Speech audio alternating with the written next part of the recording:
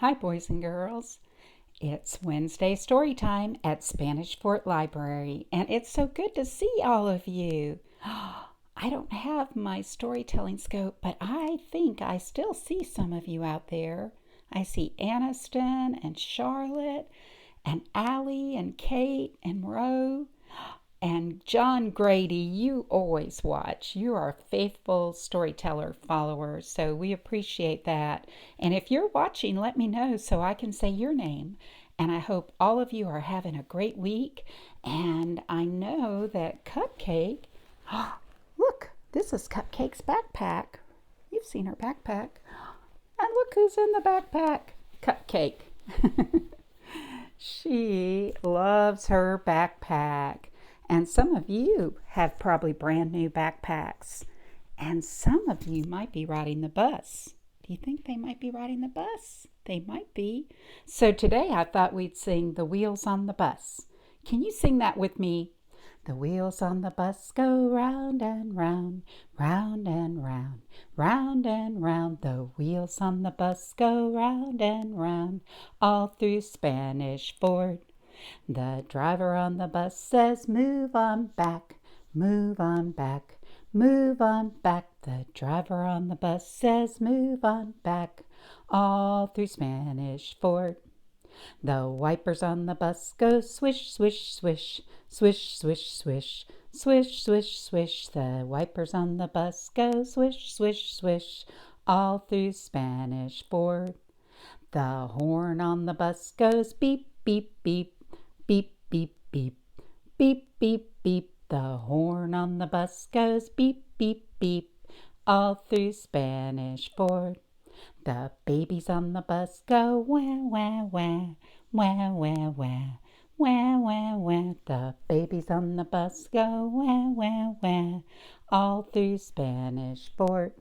The mamas on the bus go hush, hush, hush, hush, hush, hush, hush, hush, hush. The mamas on the bus go hush, hush, hush, all through Spanish Fort.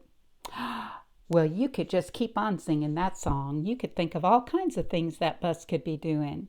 So maybe you'll think of some words to add to that song.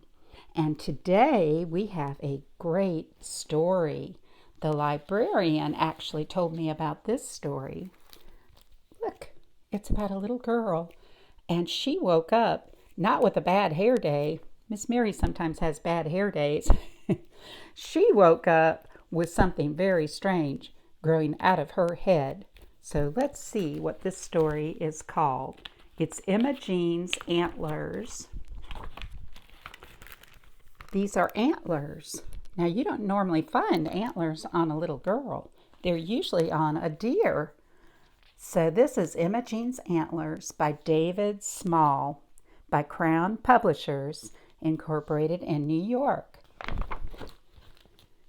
And let's see. On Thursday, when Emma Jean woke up, she found she had grown antlers. Look at that. Oh my goodness. And they're big. Look how big they are. Getting dressed was difficult. Can you imagine trying to put on clothes over your head with antlers? I think that would be very hard. And not only putting on her clothes, but going through a door. That took some thinking. Look, the antlers are too wide for the door. What will she have to do? Did you say turn sideways? You're right. She'll probably have to turn sideways to get through that door. Emma Jean started down for breakfast. Look how she likes to go down to breakfast. They have a big staircase in their house. That's kind of dangerous, but I guess she's done it so many times, maybe she knows what she's doing. But she's sliding down the banister. That's what they call this railing on a staircase. And that's what she's doing, is sliding down that banister. Uh-oh. But she got hung up. See, I told you that was dangerous. There was a light fixture, and her antler got hung up on the light fixture. Oh, no. Oh, Emma Jean's mother fainted. Oh, no. That scared her so bad she fainted. The doctor came, and he poked, and he prodded, and he scratched. could find nothing wrong. They thought something was wrong with her for her to have those antlers growing out of her head. And this is the school principal. He glared at Imogene, but had no advice to offer her. Look, he's just staring at her. He's never seen anything like that. Her brother Norman, he consulted the encyclopedia. Today, instead of looking at an encyclopedia, we'd probably look on our internet. We'd Google it. And then announced that Imogene had turned into a rare form of a miniature elk. So it's an elk's antlers. Yeah, elk is a big, deer-like creature. Imogene's mother fainted again, and she was carried upstairs to bed. Look at that. Imogene went into the kitchen, and Lucy, the kitchen maid, had her sit by the oven to dry some towels.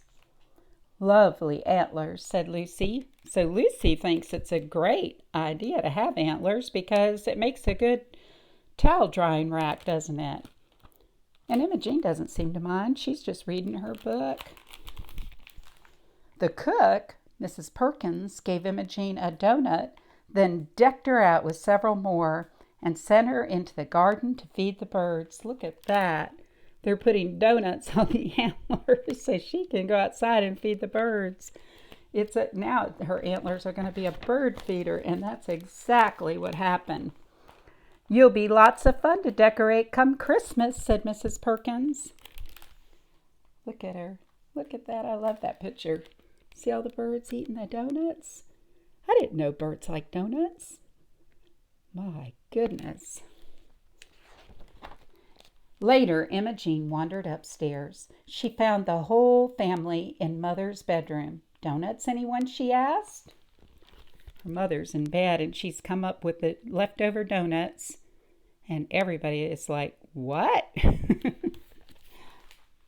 Her mother said, Imogene, we have decided there is only one thing to do. We must hide your antlers under a hat.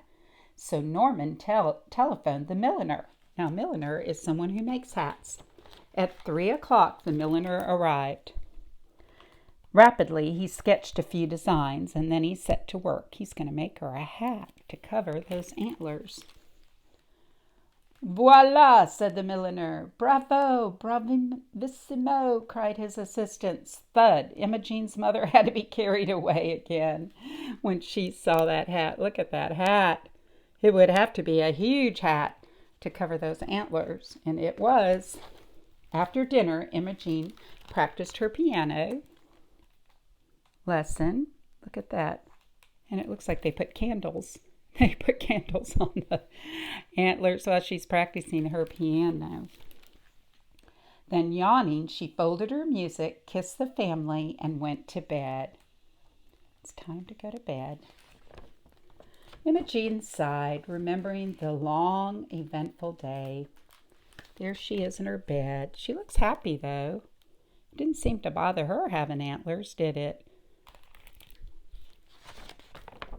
On Friday, when Imogene woke up, the antlers had disappeared. They're all gone. Look at that. When she came down to breakfast, the family was overjoyed to see her back to normal again. Look, they are so happy to see Imogene with no antlers. Until she came into the room. Look what she has now. A peacock tail. Feathers. They're growing out of her back. Look at that. She has peacock feathers. So she went from antlers to peacock feathers. I like that story. That is so much fun to read a story like that. Did you like that story today? And I thought for our craft, it's kind of a simple one, but you can make a headband. You can take construction paper and just cut your strips kind of long like that. You might have to cut 2 of them. I had to do that and staple them together to make like a headband. And then you might put your hand on a piece of construction paper. I just kind of cut these out. I didn't trace my hand, but you could trace your hand to make 2 antlers and then cut them out. And you could tape them on there. And then you could tell someone the story of Imogene and her antlers, or you can make up your own story about you and your antlers, Miss Mary and her antlers. Maybe they'll scare Cupcake. Are you scared, Cupcake? So that's something you might want to try to do today. Make your own pair of antlers and tell somebody that funny story. And we're so glad you joined us, and we hope you'll be back next Wednesday. Right, Cupcake? Yes. Whoop, whoop. Bye-bye.